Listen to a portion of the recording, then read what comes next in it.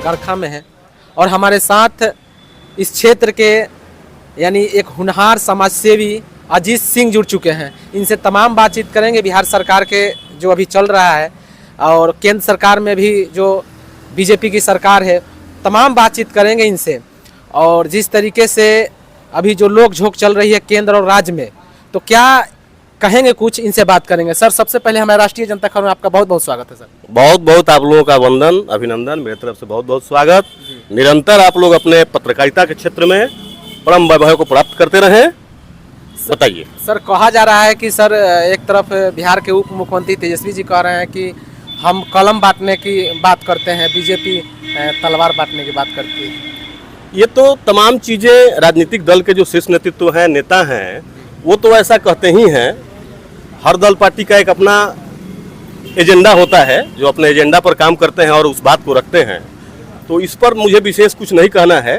तेजस्वी जी का अगर अपना कुछ सोच है तो कहते हैं। लेकिन आप सर मानते हैं कि नहीं कि जिस तरीके से बिहार सरकार जो काम कर रही है नौकरी को लेकर, अभी सर शिक्षा बाहर लाखों की संख्या में गांधी मैदान में सर दिया गया, बहुत से ऐसे मुद्दे पर जो बिहार सरकार काम कर रही है, कहीं ना कहीं बीजेपी मतलब इस पर खड़े नहीं उतर पा रही है। सर नहीं, बिल्कुल, चूंकि एनडीए का एक बहुत बड़ा सोच था और उस दिशा में एनडीए और भारतीय जनता पार्टी का लोग निरंतर काम करते आ रहे हैं।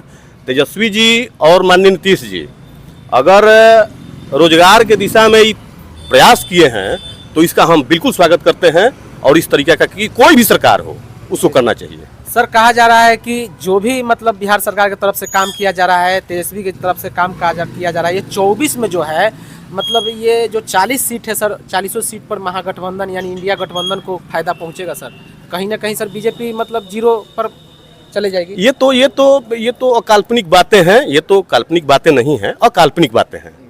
हमारे समझ से अभी पूरे देश में जो माननीय नरेंद्र मोदी जी के नेतृत्व में जो सरकार चल रही है और जो व्यवस्थाएं चल रही है, जो भी दबे पिछड़े कुचले हमारे देश के जो भी गरीब गुरबा कमजोर तबके के लोग थे, उनके लिए माननीय देश के प्रधानमंत्री ने अनेकों योजनाएं चलाया। उन तक सारी योजनाओं का लाभ पहुंचाने में वो सफल रहे हैं और उन तमाम 140 करोड़ देश के जनता के बीच उनके हृदय में बसने का काम करते हैं प्रधानमंत्री जी। इसलिए इस पर कहने के लिए कोई कुछ कहता है, बहुत अच्छा चुनाव होगा और 300 प्लस भारतीय जनता पार्टी अपनी मजबूत और सशक्त सरकार बनाने जा रही है।